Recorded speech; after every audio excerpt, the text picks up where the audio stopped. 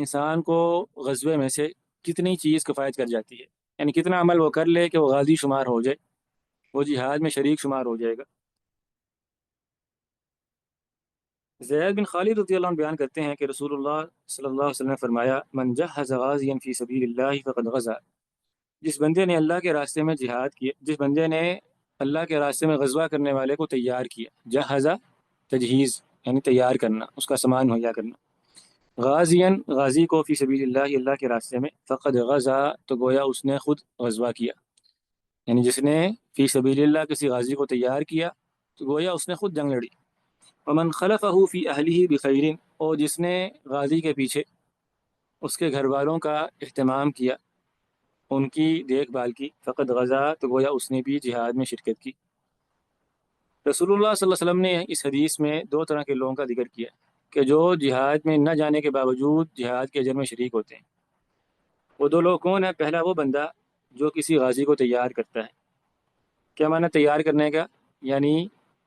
اس کے زیادہ راہ، سواری، اسلحے وغیرہ کا سامان اس کو مہیا کرتا ہے۔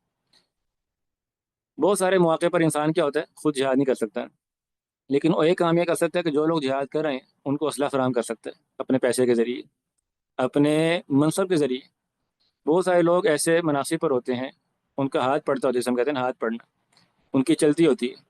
کہ وہ اپنے ذرائع استعمال کر کے میدان میں برسر پیکار مجاہدین کو اسلحہ فراہم کر سکتے ہیں، گاڑیاں فراہم کر سکتے ہیں، ٹھیک ہے، بختر بند گاڑیاں ہیں، ٹینک ہیں، دیگر ساز و سامان ہے، اور ایسی بہت ساری چیزیں ان تک پہنچا سکتے ہیں۔ تو یہ کیا، یہ بھی تجہیز ہے، من جہز غازیا، یا اس کے علاوہ ان کی مالی امداد ہے، پیسے ہیں، ساز و سامان ہے، اور ان کا لباس ہے، ان کا کھانا ہے، ہر وہ کام جو کسی غازی کو تیار کرنے کا ضمن میں آتا ہے۔ تو جو بندہ کسی غازی کو تیار کرتا ہے تو وہ اس غازی کے جہاد کے اجر میں شریک ہو جاتا ہے۔ جیسے جو بندہ کسی مسلمان کو افطاری کرواتا ہے نا، تو اس کے روزے کے اجر میں شریک ہو جاتا ہے۔ تو بیان ہی جو بندہ کسی غازی کو اس کا ساز و سامان مہیا کرتا ہے تو وہ اس کے اجر میں شریک ہے، وہ بھی جہاد میں شریک ہے۔ دوسرا وہ بندہ ہے ومن خلفہ فی اہلہ، جو کسی غازی کے گھر والوں کی دیکھ بھال کرتا ہے۔ کیا معنی ہے؟ کہ اگر وہ غازی خود گھر میں ہوتا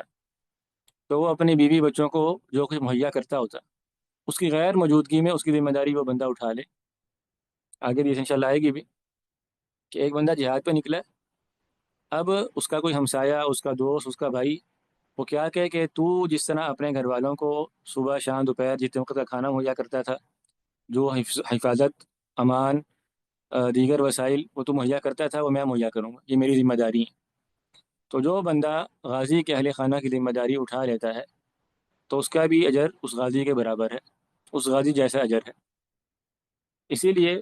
ہمیں سیرت میں اس طرح کے بہت سارے واقعات ملتے ہیں کہ صحابہ کرام جو غازی اور شہید ہوا کرتے تھے، ان کے گھر والوں کی کفالت کے لیے بڑے بے چین ہوا کرتے تھے اور کوشش کیا کرتے تھے کہ وہ اس اجر کو کما لیں۔ اور نبی کریم صلی اللہ علیہ وسلم کے بارے میں بھی آتا ہے کہ آپ